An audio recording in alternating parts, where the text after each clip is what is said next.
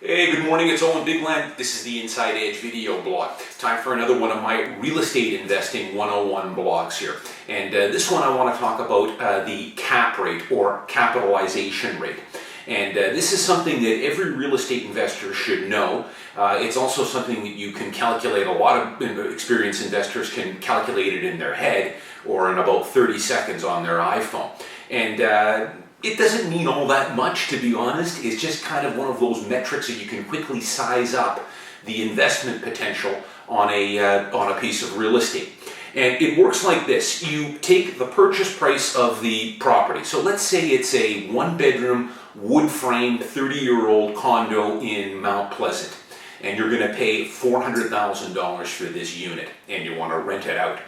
So I would estimate, just off the top of my head, and I'm using ballpark numbers here, you could get, if the unit's been freshened up a bit, you could probably get about $1,400 a month for that.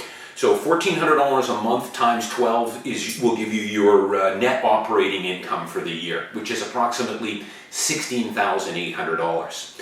Now, you're not going to receive that full $16,800. Of course, you're going to have some expenses there.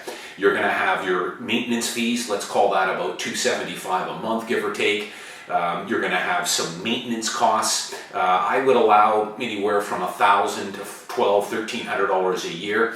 Now, keep in mind, when it comes to maintenance, things like the furnace going, or replacing a dishwasher, or a washer and dryer, or paint, or flooring, these kind of things don't happen every year. They can be deferred for many years where you don't have to put a penny into a rental property, and then you can get hit with some big expenses all at once, or some special levies from the strata. But let's keep it simple for argument's sake here and allow maybe $100 a month, $1,200 a year for repairs on an annualized basis.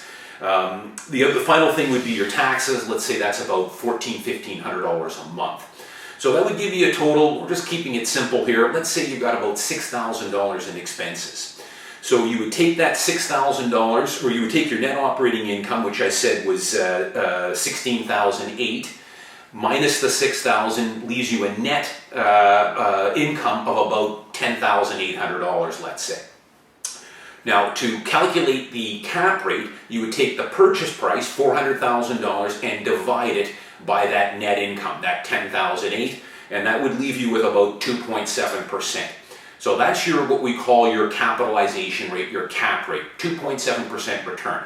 Now that, of course, assumes, and this is why this metric is just a quick thing you can put together to just give you a ballpark idea, but that's assuming that you are paying cash for that unit. You're laying down $400,000, you're not taking out a mortgage, and you're going to rent the property out. 2.7%. Now, we all know that you would be crazy to buy an investment property and pay cash for it. The magic with real estate is the use of controlled leverage. You would put 20% down of your own money on that property and borrow the other 80%. And the interest would then become deductible, and you're taking advantage of leverage there. But the 2.7, if you paid cash for it, just give you a general ballpark idea of the return if you did. You could compare it to, say, investing or putting $400,000 into stocks or equities. And because you're not using leverage, if you had $400,000 to invest, I'm going to tell you right now, you'd be far better off buying a basket of good dividend stocks. They're going to yield you 4.5%, which is much better than this cap rate. And you'd still get appreciation or capital gain on those holdings, on those equities over time.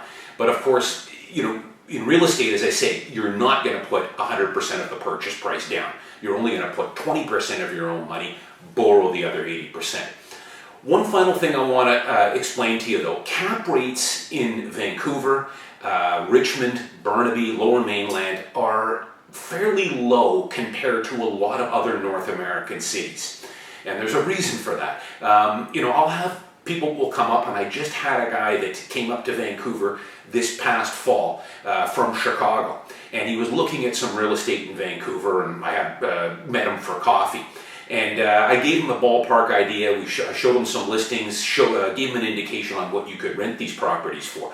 And of course, he was an investor. He immediately came up with a 2.7, 3.5% cap rate, and said, that's not very good. That's a low cap rate. Where I come from in Chicago or Indiana, or he had done some investing in places like New Mexico and Texas. He was telling me, you can buy detached homes in Albuquerque and areas like this for $250,000 and rent them for $1,200 a month. So it's about double what the cap rate would be in Vancouver. And he's absolutely right. I watch some of these TV real estate reality shows, and I kind of laugh. These ones you can buy a house in Boise, Idaho for $175,000, detached house, and rent it for $1,000 a month. That's about triple the cap rate you'd get in Vancouver. But here's the thing where we make up for it. Vancouver, the Lower Mainland, we make up for it in capital gains or price appreciation on the property.